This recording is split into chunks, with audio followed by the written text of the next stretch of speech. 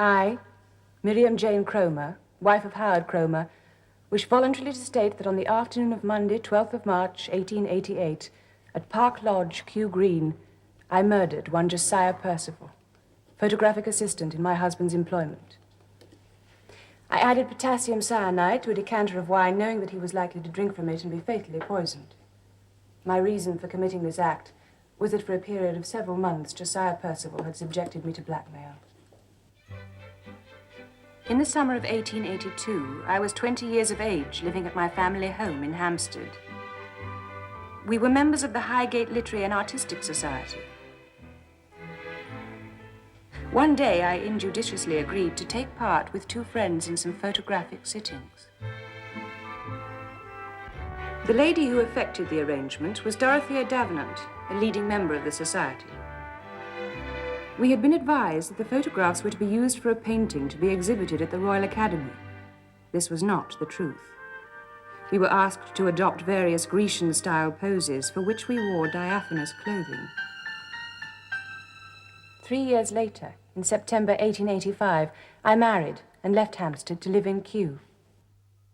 My husband, Mr. Howard Cromer, was the proprietor of a reputable photography studio at Park Lodge, Kew Green. In his employment was Mr. Josiah Percival. I was filling the decanters when Mr. Percival surprised me by stating he had a matter of business to discuss with me.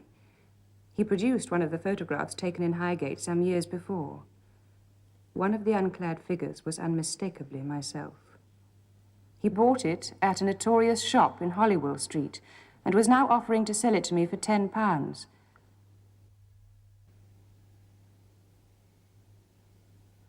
I realized that I would have to pay him. I couldn't confide in my husband. I had to go to a pawnbroker to pledge some jewelry. The next day, I paid Percival. Before handing me the photograph, he made a number of offensive remarks. He'd been drinking my husband's Madeira.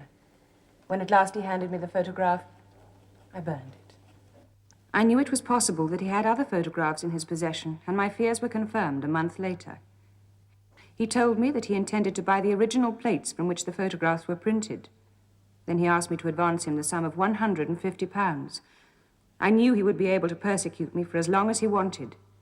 We had a large number of distinguished clients, people who would be outraged if they knew that I had posed for pictures of that kind. I devised a plan to administer potassium cyanide to Mr. Percival in such a way that his death would be taken for suicide.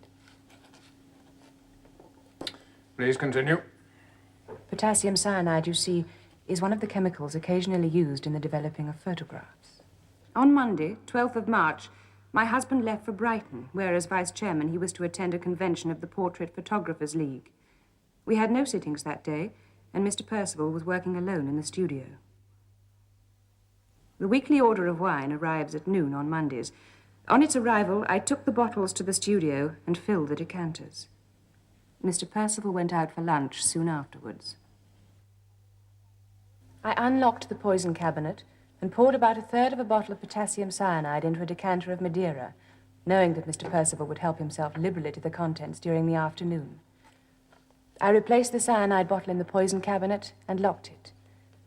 The action of cyanide, my husband had often impressed on me, was practically instantaneous and quite fatal. I left the house, confident that I would find Percival dead on my return. I would then create the appearance of suicide, placing the cyanide bottle beside the wine glass and emptying the contents of the decanter, refilling it with fresh Madeira. My plans went irretrievably wrong. He did not die at once. 2 servants found him in convulsions. When the doctor was called, he diagnosed cyanide poisoning and asked me where the poison was kept.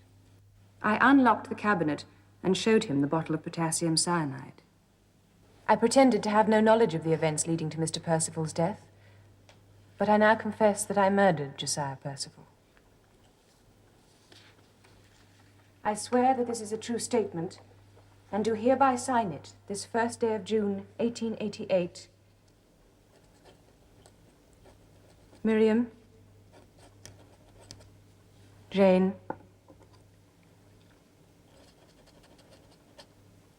Cromer.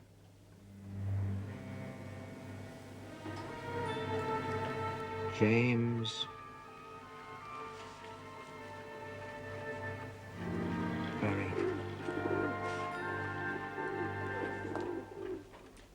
finished that yet, James? It has to be right, woman. I don't want them to think I'm looking for charity.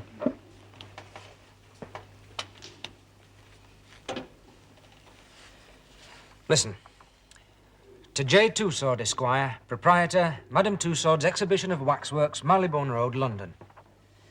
Dear Sir, I have not had the privilege of meeting you, but I understand that my predecessor, the late William Marwood, Esquire, whose likeness in wax occupies a place of honor in your exhibition, transacted business with you on a number of occasions. You will have read in the newspapers of the unexpected confession of Miriam Cromer, the Q poisoner, prior to her trial. You will be aware that the trial was expected to be one of the most celebrated trials of this decade. When sentence is passed, I will be visiting London in connection with this case. It would seem likely that after the due enactment of the law, you will exhibit a model in wax of the perpetrator of the crime for exhibition in your Chamber of Horrors. As you are certainly aware, it has long been a perquisite of the Office of Executioner to take possession of the clothing last worn by those on whom he has performed his invidious duty. I should therefore be prepared to discuss the purchase by Twoswords of the clothes of the person in this case, should you be interested. Your humble servant, James Berry, Executioner. Mind you, I'm not looking for charity. Of course you're not. It's me who's going to dictate terms to them. You know, I've waited a long time for a chance like this. Bill Marwood were lucky. He had Charlie Peace, Kate Webster, and Dr. Lamson. How much are you going to ask? Thank you, Sarah. I thought 20. That's not exorbitant, really, if you reckon the number of people who'll pay to look at her. Tickets for the trial were selling at 5 guineas until she confessed. I think £20 ought to be about right for the clothes. Miriam Jane Cromer, you have confessed yourself guilty of the willful murder of Josiah Percival. Have you anything to say why the court should not pronounce sentence upon you? You must answer. I had nothing to say, my lord. Then the law leaves me no discretion, and I must pass on you the sentence of the law. And it is that this court doth ordain you to be taken to the place from whence you came, and from thence to the place of execution, and that you be there hanged by the neck until you are dead. And may the Lord have mercy on your soul. The court will be upstanding.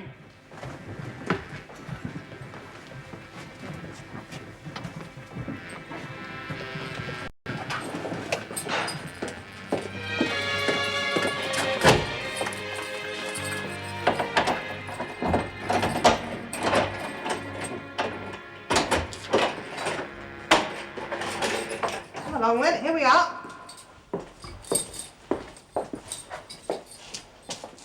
My name is Bell.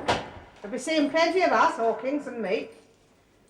Well, pick yourself a bath then and get it filled with water.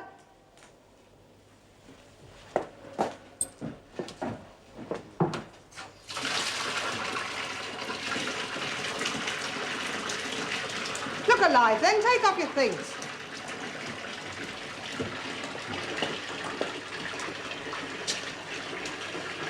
Back up, won't you? I thought for a moment just then you were shy of showing your skin.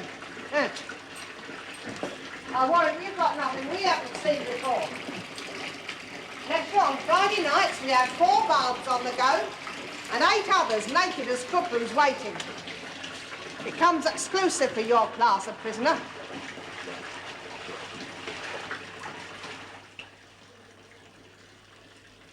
Come along then, all over, top to tail, hair and all. Here, I'll do it for you. No, I can manage. Please yourself. Don't do nothing for me, touching prisoner's hair. Can't put these away, they'll need washing.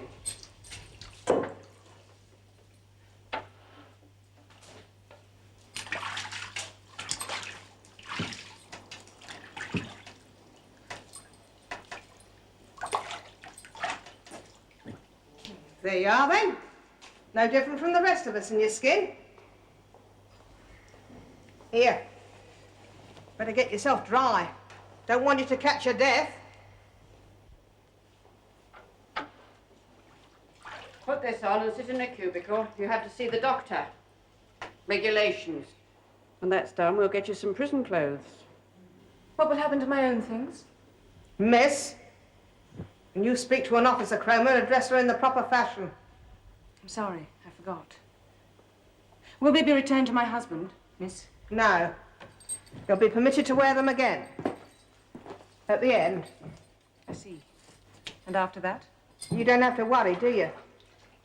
But if you think they come to any of us, you're wrong. Never you mind where they go.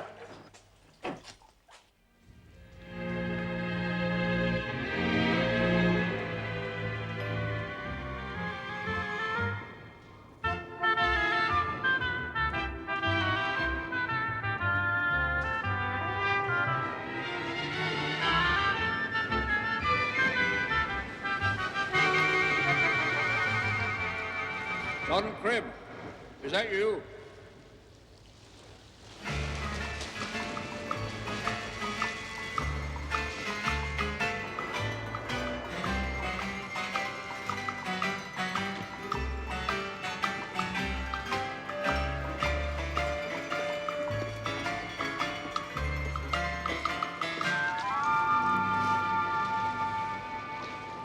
Inspector Jowett, sir.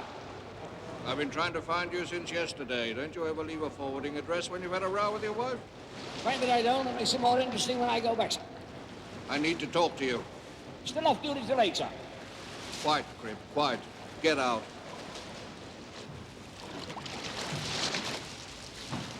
I do hate to disturb you, Cribb, you know that. Where can we talk? There's an eating house right next door, sir.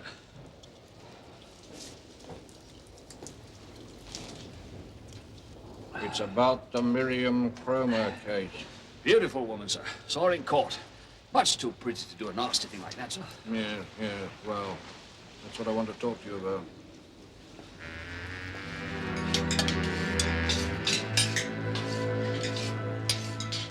She says she unlocked the poison cupboard. So, where's the problem, sir? There were only 2 keys.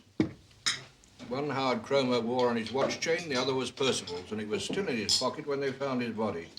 If Miriam Cromer's story is to be believed, on the day she murdered Percival, she was in possession of one of those keys. Her husband's, he was in Brighton, he wouldn't have needed it. A reasonable inference, perfectly possible, if it were not for this. Howard Cromer at Brighton. That's the key on his watch chain. Cut from the photographic journal of March the 24th. The Home Secretary received it yesterday. It came in a plain envelope with a West Central postmark. There was no explanation. This is one of the keys to the poison cabinet? No doubt about it. The Home Office have examined the original photograph under magnification. That is one of the keys. The other was on the body. She had a copy made.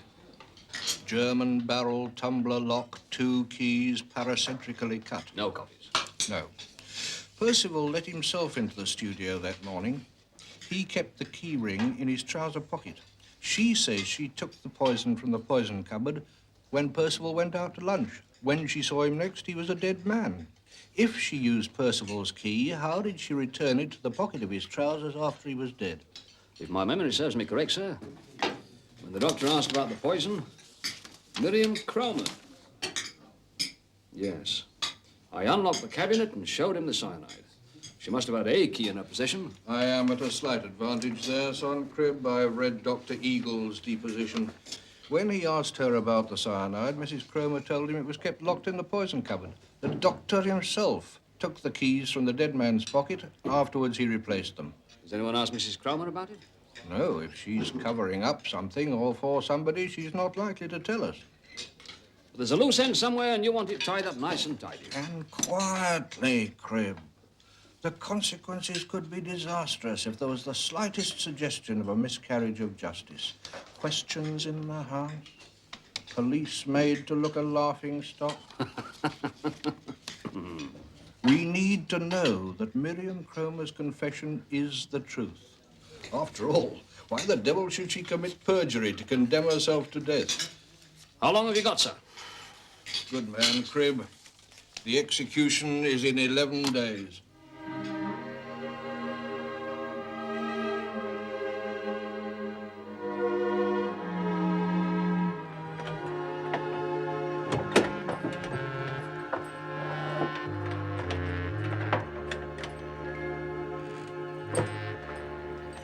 Well, Nothing.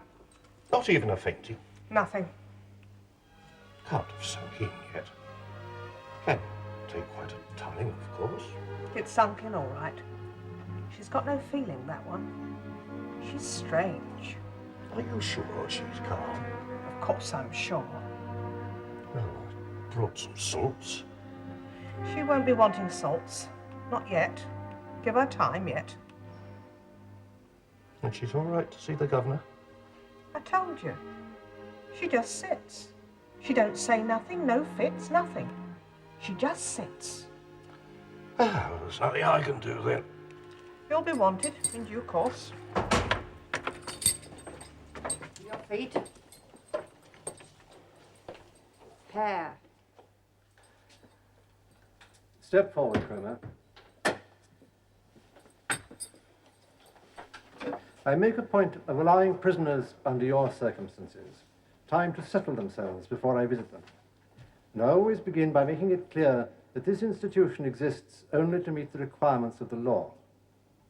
If your sentence is confirmed by Her Majesty, I shall be required to deliver you to the sheriff for the implementation of that sentence. Do you understand? I understand. Sir? 3 Sundays must elapse since the day on which sentence was passed. And assuming there is no intervention, I must deliver you to the sheriff shortly before 8 in the morning on, Monday, June 25th. No doubt you rest your hopes on the possibility of a reprieve. My advice to you, Cromer, is to put all such thoughts out of your head and reconcile yourself to your fate. Yes, sir.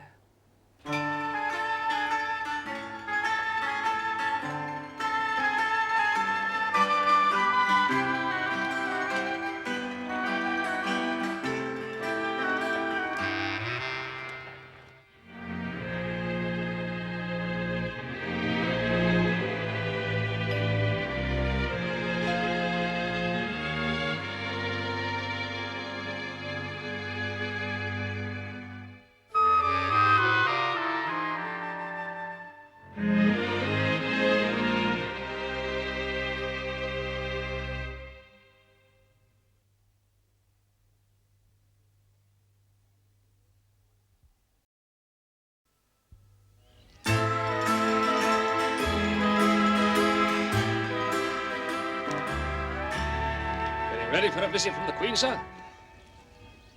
Cribb! Good Lord, man. What brings you out of this neck of the woods? Working for Statistics Branch. We need to pick your brains. I've been asked to gather salient facts about a crime, reduce it to columns, and if we get our columns right, we can do anything with statistics. I'm starting with murder. From all accounts, your Q Green case was a copybook investigation.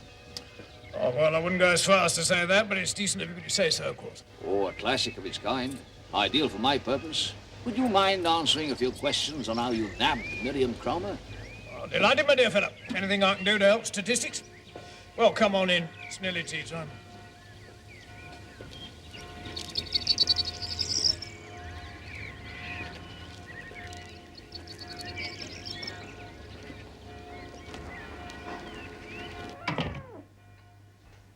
Make yourself comfortable, Cribb. I understand you were the first member of the force on the scene, sir. That's right, yes.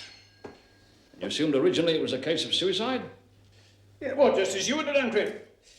Well, when I heard from the analyst 2 days later that the Madeira in the decanter was laced with cyanide, well, it quite transformed my opinion. If Percival had poisoned himself, he wouldn't have put poison in the decanter. He'd put it straight in the wine glass. No, I had a case of murder on my hands. And the murderer had to be a member of the household at Park Lodge. So I asked them to make themselves available for questioning. I realised later I shouldn't have warned them I was coming. Why, was somebody missing? I know they were all present, But so was Simon Allingham, a family solicitor. I'd have got a lot more done without him. He knows his job, does young Allingham. He raised so many objections to my questions, he came close to obstructing me in my duty. Well, you may find it difficult to believe, but it took over an hour to establish who'd filled the blasted decanter. Miriam Cromer. Yeah.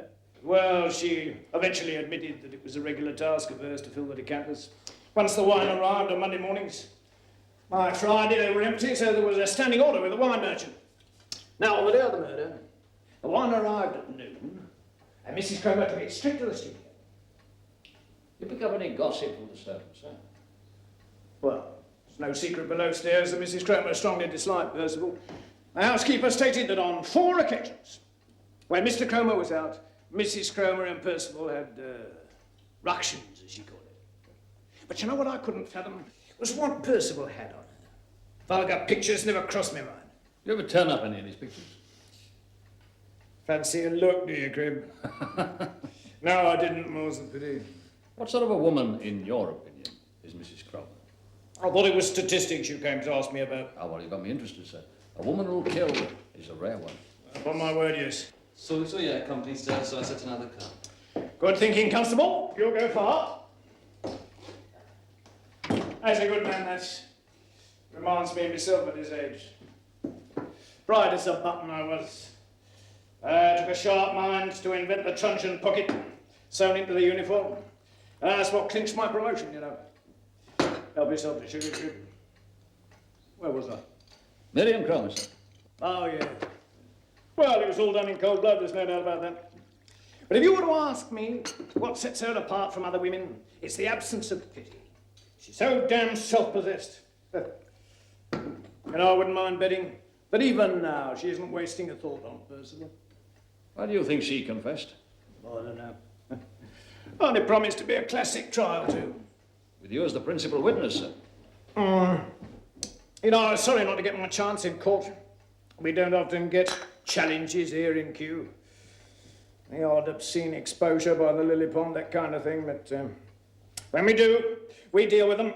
You can tell them that at Scotland Yard if you like. Whilst they collect statistics, we're out on the streets, coping with crime from hour to hour. Get off. A lot of cats? Yeah. They're strays. We get a lot of them being next to the bushes. Stray cats, obscene exposure, the full calendar of crime, I say. Governor, I wish to protest at the visiting facilities. It's quite impossible to conduct a conversation with 2 prison officers hanging on every word. I'm sorry for the inconvenience, but it is the usual arrangement. I was even prevented from showing her certain documents.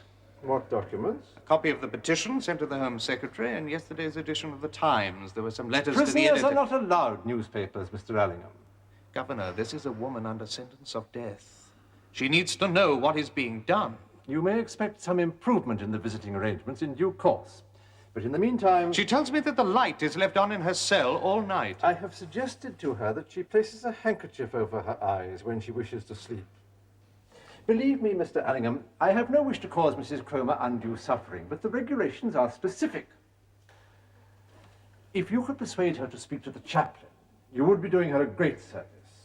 But that would be like telling her we're abandoning hope. On the contrary, you would be offering her hope of redemption. Our hope is for reprieve. Then you are doing her no service whatsoever. She will not die. They would not dare hang her. And I have received no indication to the contrary, Mr. Allingham.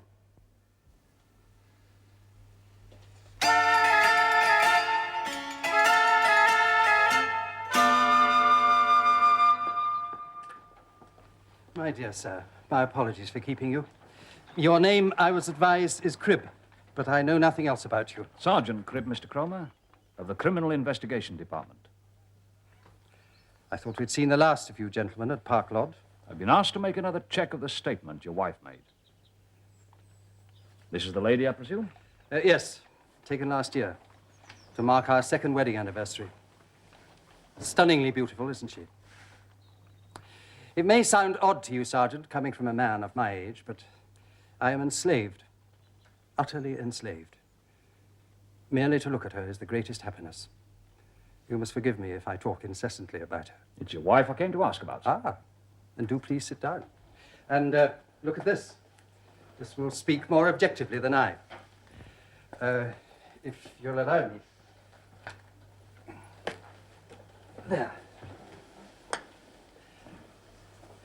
There. Miriam with her family. They came here one April afternoon in 1885 to sit for a family portrait. That was the first time I ever met her. Your reputation must be widely known, sir. Oh, well, my work had been reproduced in the Tatler. Miriam herself had drawn her father's attention to it. Now, I took these the following week. Isn't she lovely? Some of the set I knew before my marriage. There's Miriam in the white dress. Oh, that's Simon Allingham, our solicitor. How long have you known Mr. Allingham, sir? Simon? Oh, must be 10 years. We hunted together with the Hertfordshire. He's a first-class fellow. He's been a tower of strength these last terrible months. Oh, may I?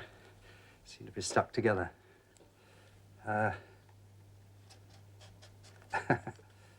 There. No harm done. Spot of glue on the mount. Our wedding. Miriam complains that this is the only photograph I appear in. I arranged for Percival to take it. This was in September 1885. Your courtship was brief, then, sir. But intensely busy. In 5 months, we did enough for 3 years. Theatre, opera, Ascot, Henley. Of course, convention called for a longer engagement, but I was enraptured with her from the beginning. And she convinced me that I was the only man alive she would consider marrying. Oh, there's Simon, my best man. Doesn't Miriam look magnificent?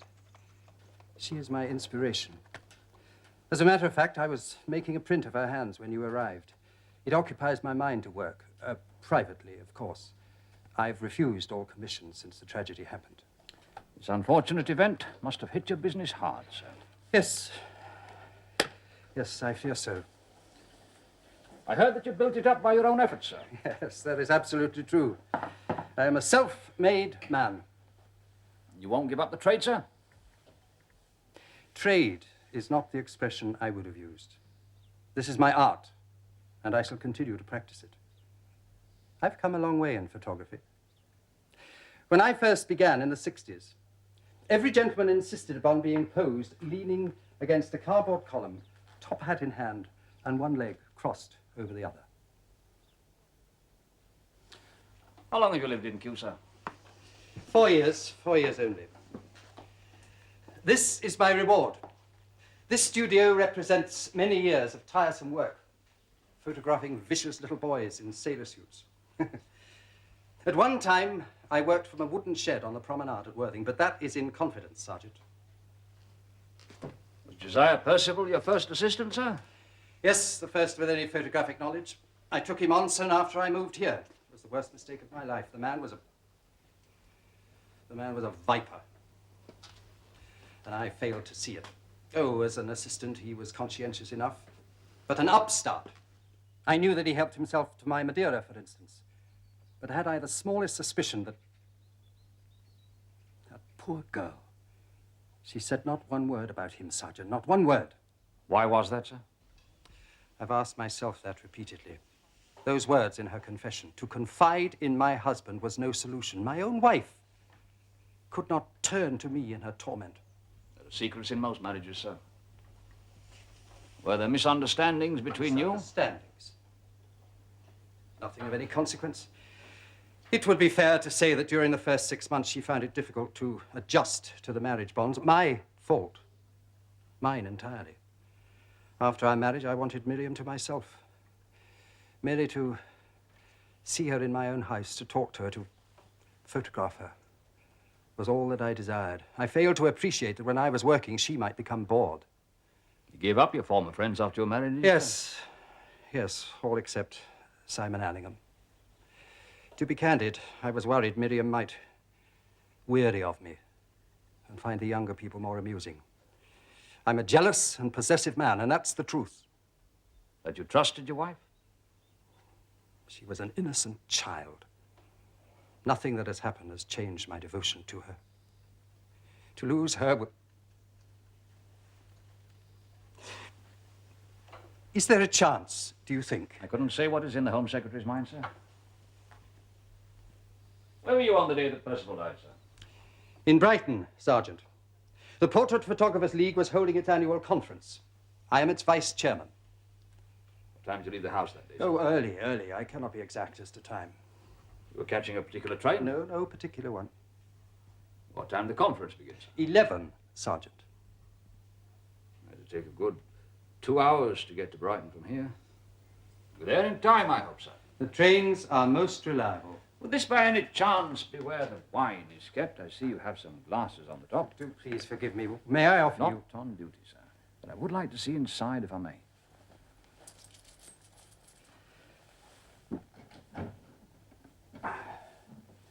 The one containing the poison is still in the hands of the police. The decanter's always kept locked in here, sir? Oh, no. When clients come, I have them on top to offer them a glass. Photography is an awesome experience, Sergeant, to the uninitiated. I'm fairly sure that Percival would help himself to some during the day. It was more likely than not. He was lying here when the servants came in, the wine glass fallen beside him. Which is the poison cabinet, sir? Oh, that's in the dark room, if you'll come this way.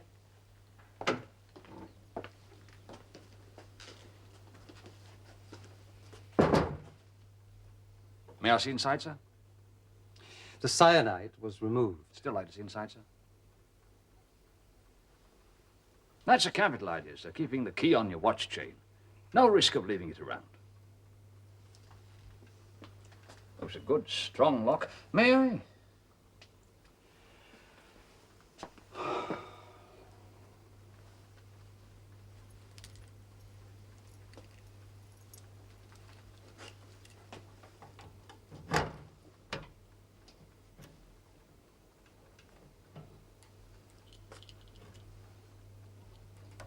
Aha! It locks automatically. Of one thing I can assure you. There was no negligence in the tragedy that happened here. We were all aware of the lethal effects of potassium cyanide. There are only 2 keys to this cabinet, yours and Percival. Is that correct, sir? Yes. On the day Percival was murdered, you were in Brighton. Where was your key? Well, Thank you, sir. Thank you. On the day Percival died, this key never left my person. Why? Is there some difficulty over the key? No. No difficulty that I can think of, sir. One thing I would like to borrow, if you have such a thing, is a photograph of your wife. Oh, with my compliments. There's no shortage of portraits of Miriam. That's good. The one I want is this one. The one I was looking at when you came in. If you have it in a size convenient for my pocket. Sarah? Tussauds have answered. Madame Tussauds? About those clothes, is it? About me. We would deem it a privilege if you would consent to sit for us and permit us to include your likeness in the exhibition. You mean they want... That's right. They want to make a waxwork of me. along with those murderers? It's no disgrace to stand beside him in a waxwork show. It's an honor. An object of unfailing interest to our patrons. That's what they say. When do they want to see you? I'll call and see him when I'm down in London with Miriam Cromer. How long will it take them? I don't know, they don't say. I expect they'll want some photographs taken, and then I'll have to have a sitting. You must bring some back. You know, I've been saying you should have your photograph taken. I have never had a proper picture of you. I'll get one taken when I'm down there. You could wear your chapel suit. Aye, I'll wear me chapel suit. I'd much rather have one of you up there than that lot. Ah, those people made history, woman. I only hanged them. Look alive, Cromer. You're to see the governor, 9 o'clock sharp. Why does he want me? I don't know. On your feet.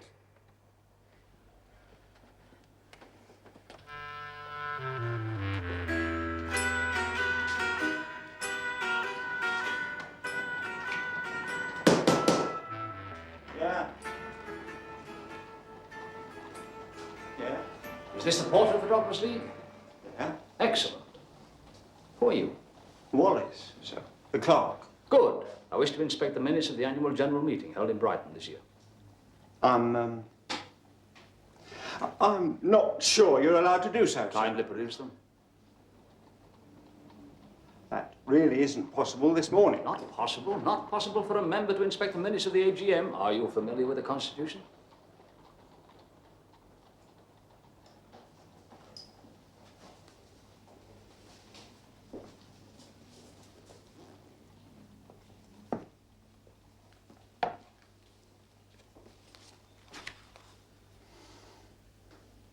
It says here that the vice chairman presided. And there were 63 members present. Is that correct? Correct. Mr. Cromer presided for the whole of the meeting, did he? Mr. Cromer, sir? Mr. Cromer is the vice chairman, is he not? Oh, yes, he is, to be sure, but at the start of the annual general meeting, Dr. Dartington Fisher presided. Mr. Cromer is the new vice chairman, sir. The new committee having been elected towards the end of the afternoon. I see. Now, here's a queer thing. It says here that the treasurer was elected by 47 votes to 31. Will you check my mental arithmetic, Wallace? 47 and 31 comes to more than 63, doesn't it? Yet it states at the beginning there are 63 members present. 63 in the morning, sir. Some members arrived late. Do you recall who? No, I'm afraid I don't.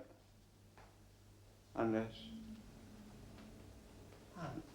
they wrote to the secretary advising him they were unable to be present. Yeah?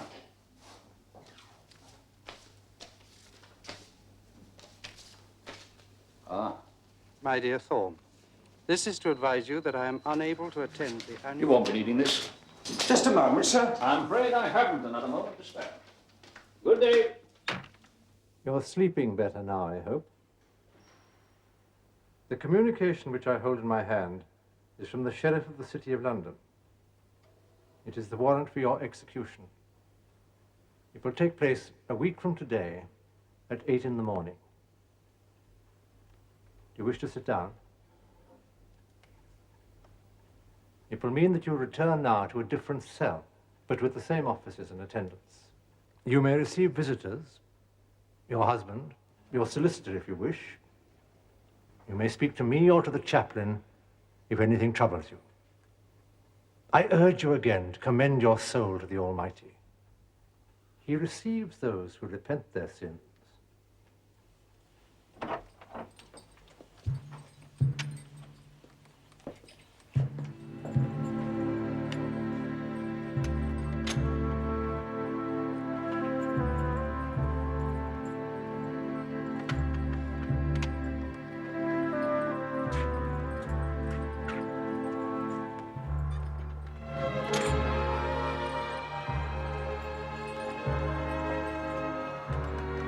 Way, your ladyship. Suppose you can't wait to see your new home. Well, nearly there. Here we are.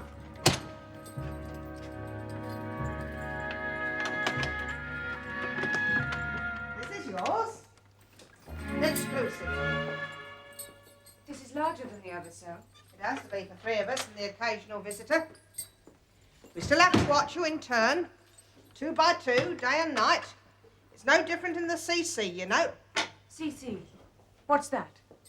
Do you play cards, Cromer? We're allowed to play cards with you. Bell and me know just about all the three-handed games you ever heard of. Nap, poker, rummy, cribbage. Cards is a wonderful way of passing the time. No, thank you. You didn't answer my question, miss. Well, if you really want to know, it's the name we give the cell. C for cell, follow me? The first C could stand for cards, couldn't it? But seeing as you're not disposed to play cards, how would you care for a game of drafts instead? Then we could call it the DC. What about that, eh?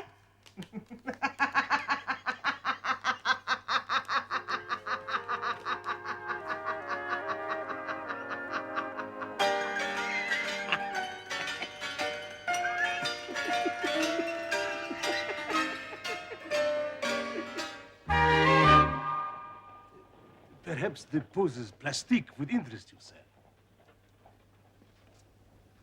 Nothing more artistic than this? I'm afraid not, sir. Have you tried further up? Where can we talk in private?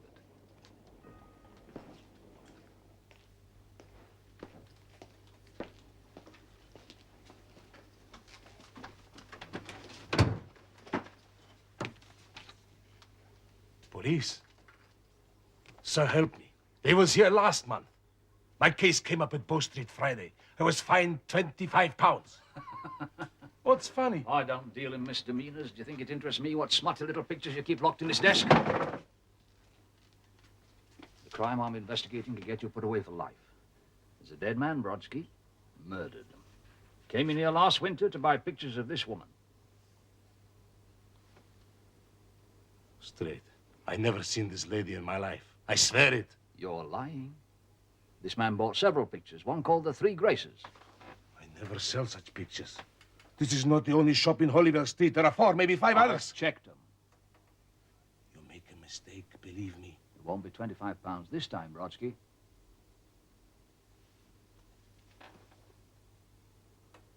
I never seen this lady.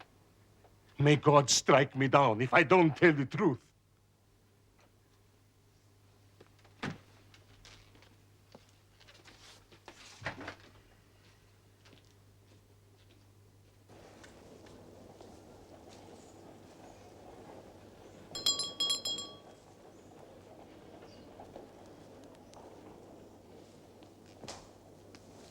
Yes, sir? The Highgate Literary Society? No, sir.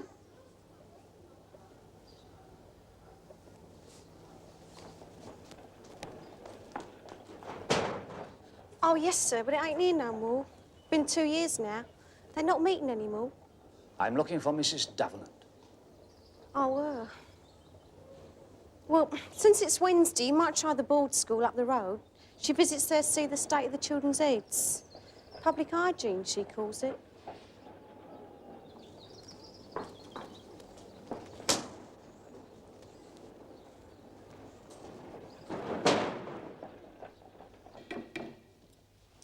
This is about that woman in Kew, I suppose. That creature who poisoned a man. It was all in the Times. Lies. Lies, Mom? That vile confession. A concoction of wicked lies. Mentioning my society and my name in such a connection. One would think from the Times that the society existed for no other purpose than the debauching of innocent girls. I shall sue, naturally. Next. Do you recollect Mrs. Miriam Cromer as a member of the society, Mom? I do not. She was only 20 then, known by her maiden name of Kilpatrick. I have a photograph of her which might assist your memory. My memory needs no assistance. Next. She refers in her confession to 2 friends. Perhaps you remember 3 girls about the same age. We had a membership of over 80 in the first year, Sergeant. Next. Ah. When was the society formed, Mom? In April 1881, the month dear Dizzy passed over. Now there was a Prime Minister. Not only was he a gentleman and a statesman second to none, but a literary man. Next. I was reliably informed the society existed entirely through your inspiration and unflagging enterprise, Mom. One tries to occupy oneself usefully, Sergeant. My membership list was a testimony to the reputation of the society. Ah. Next. Do you happen to have that list, Mom? Destroyed. When the society came to an end, I put everything to the flame. Everything. I was extremely provoked, as you may imagine. Certain people had accused me of self-aggrandizement, Sergeant. Naturally, I resigned my position. Highgate was deprived of culture by the vitriolic remarks of a clique of jealous incompetents. Headmaster? Yes, Ma'am. There seems to be something here. Have the doctor look at it, will you? Ma'am. Very sad that a fine society like that should disappear overnight. Memories apart, there's nothing to prove that it ever existed. Not a thing. Pardon me, Mrs. Davenant, but if this gentleman is looking for proof of the society's existence, I have it in my study. I was myself a loyal attender for 3 years, if you remember.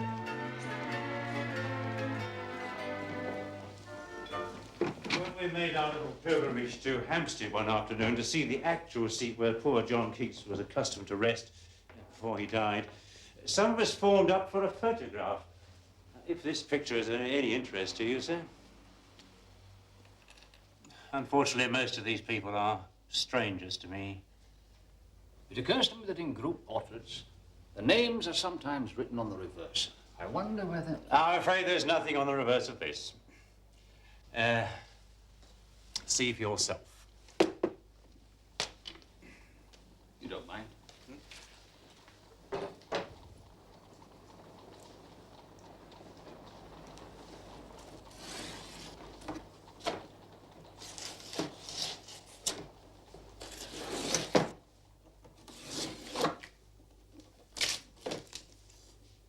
Well, now, look at that.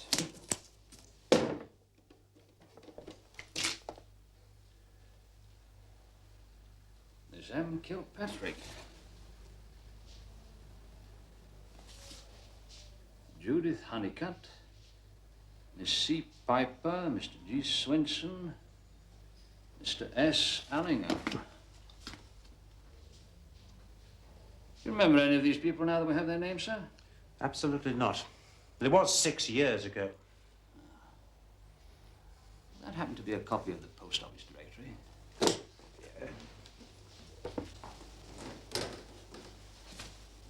I won't cut this one open, sir.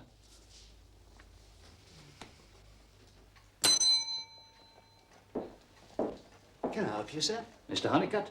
No, sir. Mr. Honeycutt sold the business to me, sir. Ah. When was that? Oh, that would be in September 1884. Do you happen to know the present whereabouts of the Honeycutt family? I couldn't say, sir. There was only the old man left, wasn't there? He wasn't up to carrying on the business after his daughter went. Went? Judith Honeycutt? Where did she go? To meet her maker. Oh, she died, sir. Oh, a tragedy. She was only 21 and a fine-looking lass, too. You happen to know how she died? Oh, yes, sir. It was all reported in the Express.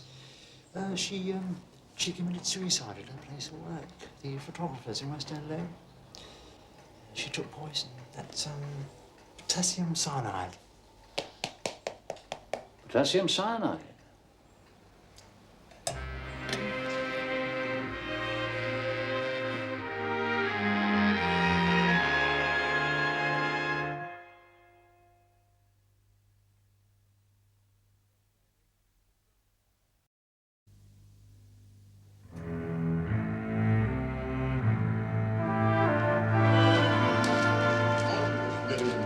Is practically finished, Mr. Berry. We shall exhibit the figure the moment we hear that you have performed your work. I expect a considerable crowd on Monday morning. A murderess is a particular attraction. It's just a job to me, Mr. Twosword. I make no distinction, man or woman, except in calculating the drop. There is a lot of sympathy from Mrs. Cromer. The newspapers are full of correspondence about the sentence. Well, she'll not suffer at my hands. It's all scientific now, you know. We give them a long drop. It's very quick. There's no bungling. Yes, quite. Well now, Mr. Berry, with regard to our present business, we thought if we could begin the sitting for your own likeness this afternoon. There is the matter of the fee. Those who appear in the chamber are not usually compensated for the honor, Mr. Berry. Most of them are dead, except, of course, yourself. We thought perhaps the sum of £100. I think that would be most satisfactory. You know, my wife asked me to bring her a spare copy of the model when you'd done it. She said she wanted to keep it in the front room under a glass dome. But I told her I'd get some photographs taken while I was down here. She'll have to be content with that, eh? Had you chosen a photographer? I thought I might go to Cromer's studio. Cromer? The husband of the lady in question. He's still in business. Ah, how quaint. You like to get close to your subject.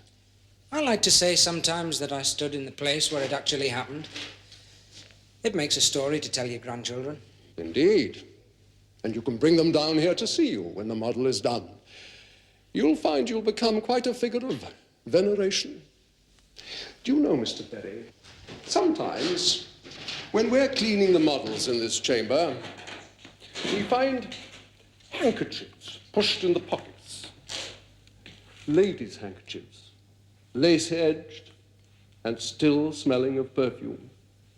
People are strange, eh, Mr. Twosword? You say there were these three young ladies, Cribb? Miriam Kilpatrick, Judith Honeycutt, and Miss C. Piper. No Christian name. Constance, Carol, Charlotte. And you believe they were the three who were tricked into posing for improper photographs? The confession mentioned three, sir. So you went in search of Judith Honeycutt And you found she was dead? From cyanide poisoning. I was interested in the photographer, Mr. Duquesne, who employed Miss Honeycutt. Damn it, Cribb, our job is to inquire into Percival's death. And there's not much time. I went to West Hampstead, sir, with the intention of calling on Mr. Duquesne, but he no longer lives there. In fact, Mr. Duquesne seems to have vanished without trace. My theory is that after Julian Duquesne left Hampstead, he started up as a photographer in Kew, but not as Julian Duquesne. You mean as Howard Cromer?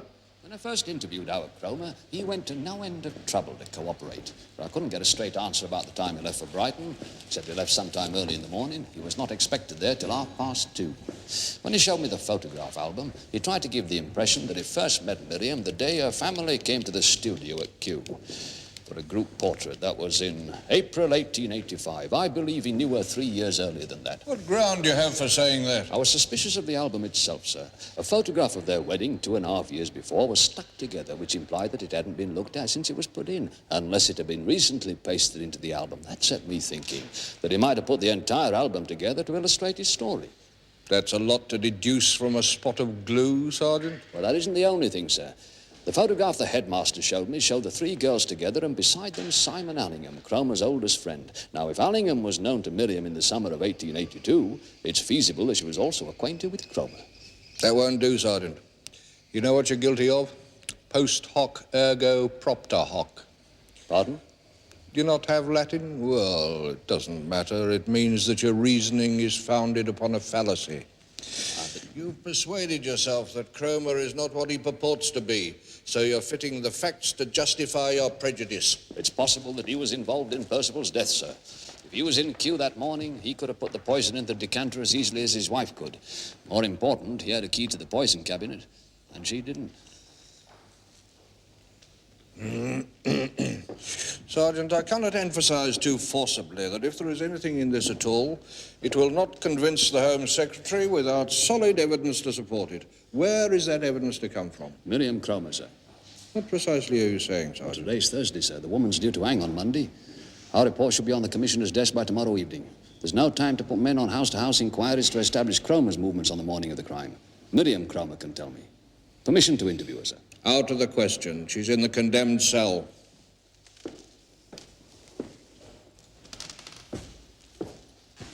With respect, sir, I'd like to know why it's not possible. It would not be countenanced.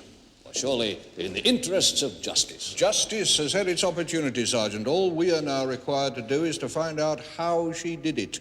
Do you follow? After all, she did plead guilty. Let Hangman Berry do his work on Monday. If, after the execution, anyone should question her guilt, it would be as well if the independent inquiry did not conflict with her confession. Damn it, Cribb, you can see that, can't you? Just find out how she did it. All right?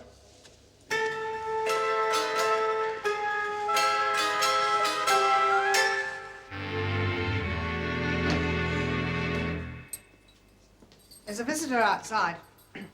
You've some hair showing. Tuck it under your cap. It's your husband.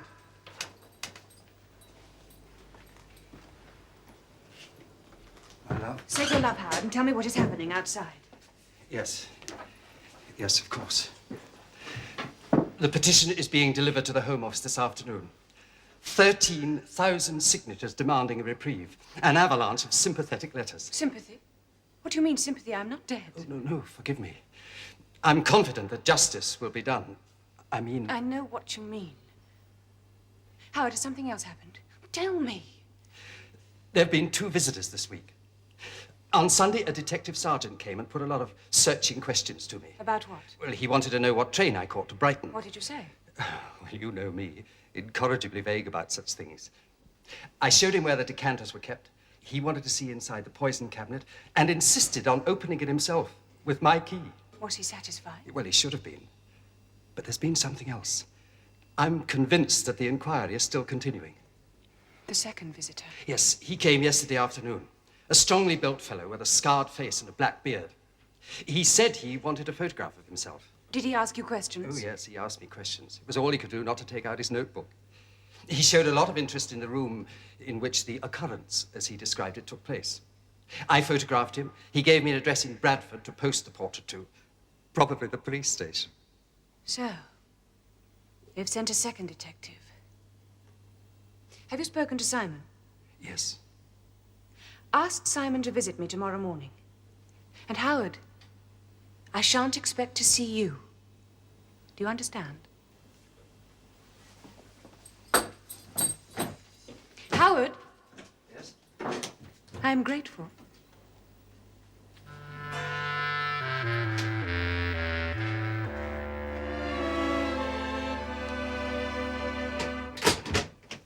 There you are, Cribb.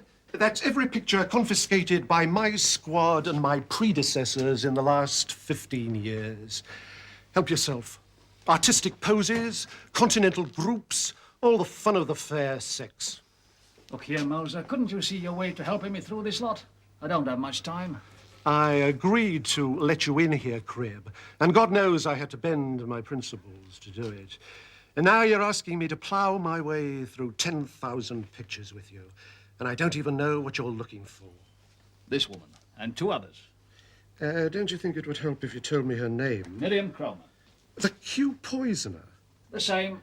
She's not our sort, Cribb. Save yourself the trouble. She's not the kind of trade we get in here. You know something? I'm beginning to believe you're right, Inspector. You said there were others. May I? Any of these faces mean anything to you? No. Oh, only the actress. Actress? That one, Lottie Piper.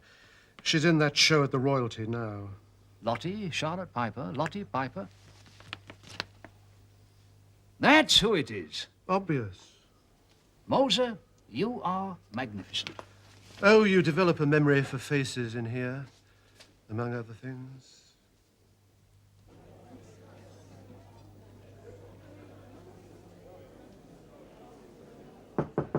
Come in, darling. Oh. Oh, which particular darling are you? May I come in, miss? I've yet to meet a darling who didn't. Not what you think, miss. Police. Oh. I have a card. Yes, well, I can see you haven't got any champagne. Whoops. 15 minutes, Miss Piper. Thank you. I am in rather a hurry, officer.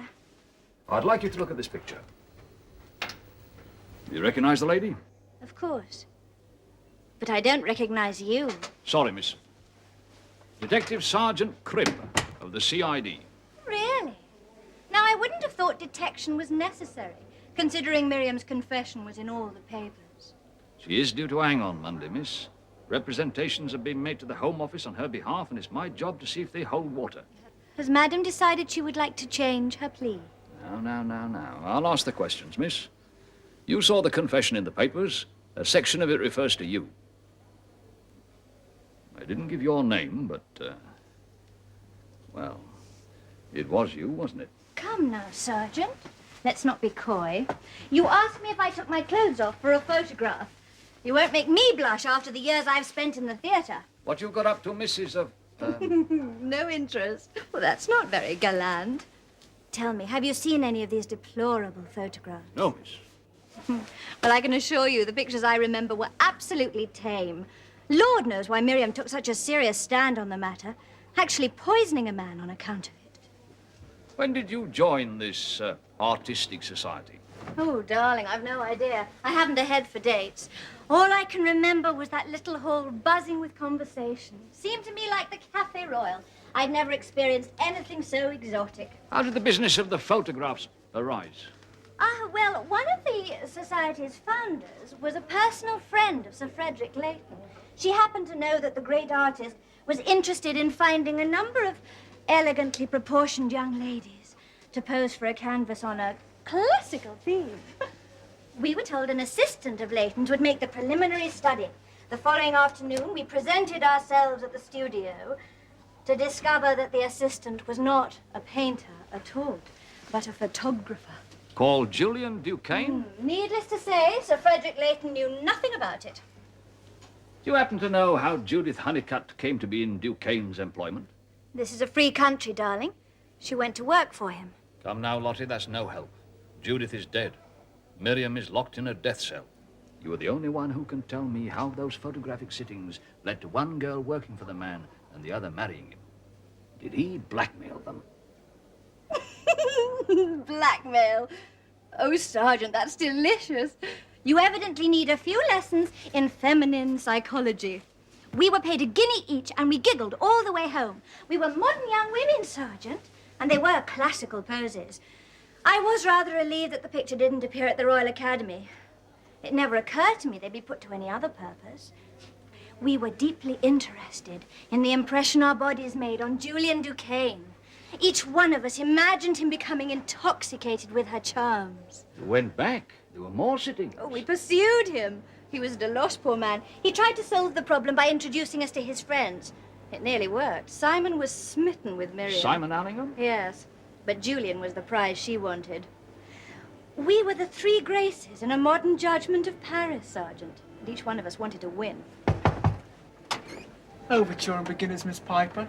Thank you. And while Judith succeeded in installing herself as Julian's assistant, Miriam was left at home fretting. Crying? No, Sergeant.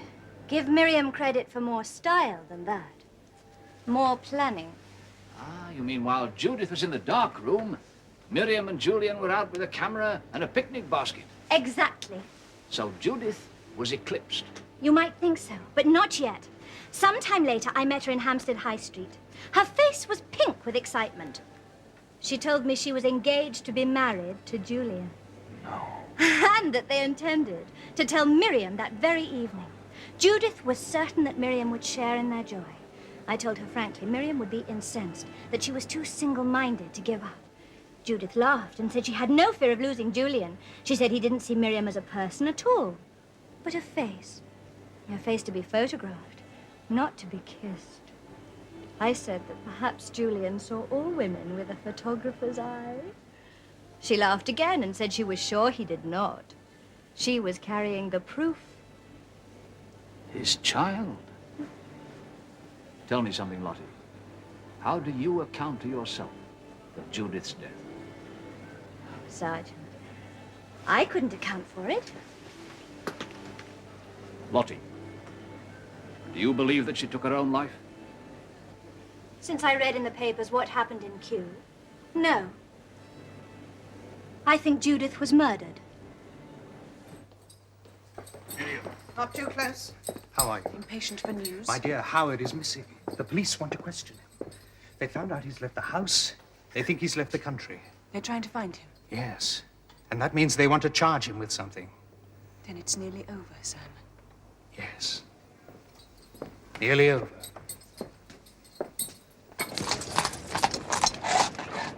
Cromer's fled. Seems likely he's left the country. Good Lord, what on earth has made him do that? Things have been happening so that I know nothing about. I think I have a right to be informed if another officer's put on the same case. What other officer? I was keeping Cromer on the light rein. Someone else has been to see him, panicked him. He could be in France by now. Who have you put onto this, following me around? There's nobody else. I haven't sent another detective. Well, then who frightened him off?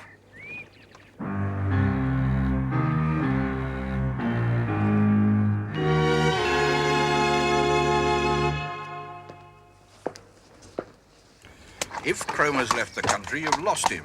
You can't get him back without an extradition order, and an extradition order requires a very serious charge. It would have to be murder, and you can't charge the man with murder when his wife's convicted of the crime. No, sir, I know. Not unless we can arrange a pardon for his wife. So, Sergeant, what do you want me to do? Persuade the commissioner to let me into the condemned cell. I must speak to Miriam Cromer. No touching. Simon, if we could only begin again. Miriam, my dear, there is nothing I would rather wish for. But you must put all such thoughts out of your mind. There is a way, Simon. I wouldn't ask you to say anything that was not true, only to keep silent if the moment comes. Will you do that? For my sake? Oh, if only Howard had been as honest with me as he was kind. What do you mean? That he concealed from me the truth about Judith Honeycutt. Well, there was the inquest. You knew about the tragedy. We all did. Simon, I say? He confessed it to me as he lay beside me on our wedding night, that he was responsible for her condition at the time of her death. She had threatened a scandal unless he married her. In his mental anguish, he decided there was only one escape: to do away with her. Oh, Miriam, for God's sake, this can't be true. I knew nothing of this, nothing. Whatever view the law may take of the present case, he is guilty, Simon. Judith died in agony. I wanted you to know. If they find Howard, they will arrest him. They will be obliged to pardon you before they can issue a warrant. Howard will be brought to trial unless he can convince them he is innocent. But if he is unable to convince them, Simon, then I shall be free. In every sense of the word.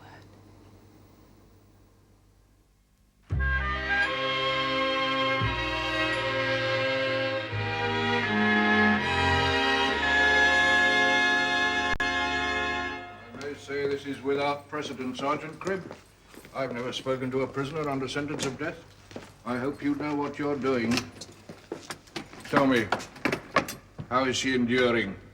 No better for this infliction, sir. The governor's with her. Chief Inspector Jarrett, would you begin? My assistant, Sergeant Cribb, is to put the questions. Oh, please sit down, Sergeant Cribb.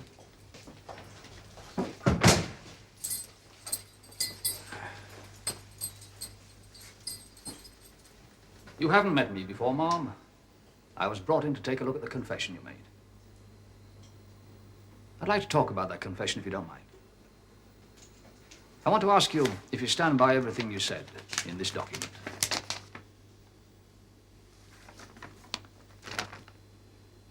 Naturally she does. This is an affidavit sworn by a magistrate. I must caution you not to impute perjury to my client, Sergeant. Yes, of course. There are certain small things that have come to light since your conviction. We can't quite square them. The mistake may be on our side, where it must be. May I take it that you're prepared to answer questions, Mom? I'm not here to trap you. I don't go in for trickery. I'll come to the point. Shortly after your conviction, a scrap of paper cut from a photographic journal was sent to the Home Office. A picture of your husband taken in Brighton the day Josiah Percival was killed. An arrow drawn in red ink points to the key that your husband wears on his watch chain. A key that subsequent inquiries established belongs to the poison cabinet.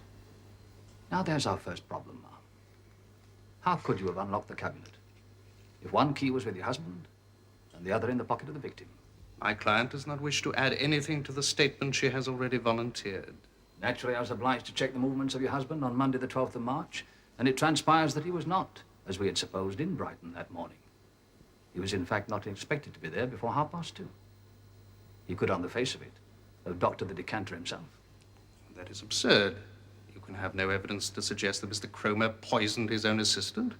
What possible reason could he have for doing such a thing? The reason that Mrs. Cromer gave in her confession. She was being blackmailed. Her reputation, and therefore that of her husband, was at stake. The man who took those photographs of you and your two friends was known as Julian Duquesne. Was he not? Is this of any relevance? Well, you should know, sir, he was your best friend. And your husband, Ma'am. I am right, am I not? Unfortunately for you, these photographs fell into the hands of Josiah Percival, who told you he acquired them in Hollywood Street. From my inquiries, I suspect that he mentioned that notorious place to frighten you. You made a number of payments to Percival over a period of 4 months, but you did not speak to your husband about it. I am bound to wonder why. She made the reason perfectly clear in the affidavit. It could serve no practical purpose except to extend the blackmail to Howard. I am aware of that, sir. What I'm coming to, Ma'am, is it wasn't just the photographs you thought would alarm your husband. It was the connection with West Hampstead and Judith Honeycutt's death from cyanide poisoning. There was an inquest. Judith committed suicide. One thing was not made clear at that inquest. The coroner was not informed that at the time of her death, Judith Honeycutt was engaged to be married to Julian Duquesne. What? How could you possibly know that? Because she told Lottie Piper. Lottie? Lottie has spoken to you? Yesterday. Lottie never liked me. She was viciously jealous because Howard chose me as his model. I was the one he wanted, not Lottie or Judith. Judith was expecting a child. And Howard poisoned her. Miriam! Why deny it now? The girl was a whore, worse than the ones on the streets because her price included marriage. I suggest you say no more. If I don't speak now, I shall be hanged, Simon. God knows I've kept silent. No one can accuse me of disloyalty to my husband. He has condemned himself by running away. His nightmare was that someone would discover the real circumstances of Judith's death. When I told him Percival intended going to Hampstead to try to trace the plates of those photographs, he was seized with terror. He was certain it would raise questions that had never been asked about Judith and himself. He believed his arrest for her murder would be inevitable if he did not act. So, instead of traveling to Brighton that Monday morning, he remained at Park Lodge and put poison in the decanter. My husband killed Josiah Percival. He killed him. He killed him. I am innocent.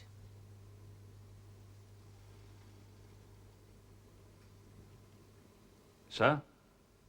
He's guilty, Simon. Tell him. Tell him. My dear, I cannot do that. Simon.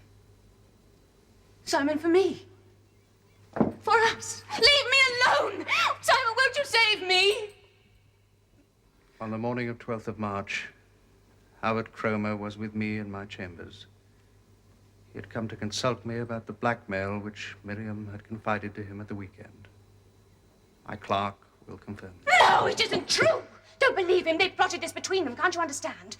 They made me confess so that Howard could escape. They promised I'd be pardoned. They promised. That I believe, Ma'am. You expected to be pardoned. But you should have heeded Mr. Allingham's advice and said nothing. Left us to draw conclusions. Mr. Allingham would not have told us that your husband had an alibi until you were pardoned. But you've now forced it from him by accusing your husband of murder. You wanted too much out of this. A pardon and your husband's conviction. The charge of murder against Howard Cromer would never stick. Mr. Allingham knows it.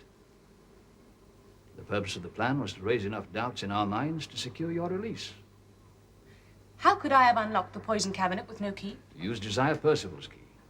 I asked him for it, did I? And he handed me the means of his destruction. That is in effect what happened, Ma'am, except that it wasn't the poison cabinet you said you wanted to unlock. It was the chiffonier, where the decanters were kept. Your husband was out when the wine arrived, so you borrowed Percival's key to unlock it. An innocent-sounding request which he was unlikely to refuse, seeing that he was partial to Madeira. Percival's keys were on a ring. On that ring was also the key to the poison cabinet. I returned the keys to him after unlocking the chiffonier. Without the key to the poison cabinet, which you had slipped off the ring. Then how do you explain that the key of the poison cabinet was found on the key ring in Percival's pocket after he was dead? It happened something like this. When you returned to Park Lodge, you found the doctor there and Percival dead. You still had the key in your possession when the doctor asked to look in the cabinet. You were clever enough to tell him that the keys were in Percival's pocket. He removed them and handed them to you to open the cabinet. You held them in your palm in such a way that the loose key appeared to be attached to the ring as you turned the lock. While the doctor was examining the poison bottles, you covertly reattached the key to the ring. The doctor himself returned the bunch to the dead man's pocket, where it was found when the police arrived. I don't suggest you acted as you did in order to incriminate your husband. At the time, you were only interested in contriving the appearance of a suicide. When that became impossible, the other plan was worked out. A gamble. And the strategy succeeded, and had you received a pardon, we couldn't even have brought a charge of perjury later. Not for one syllable of that confession. It was absolutely true. Thank you, Mom, for hearing me out. Leave me.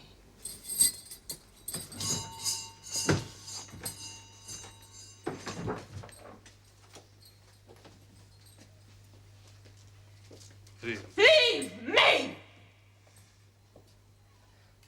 Stay away from here! And tell him to stay away! Get out! Get out! Get out! No! No! No! Miriam Cromer needed something quite remarkable to save her from the gallows. I believe Allingham and Cromer set up the whole scheme.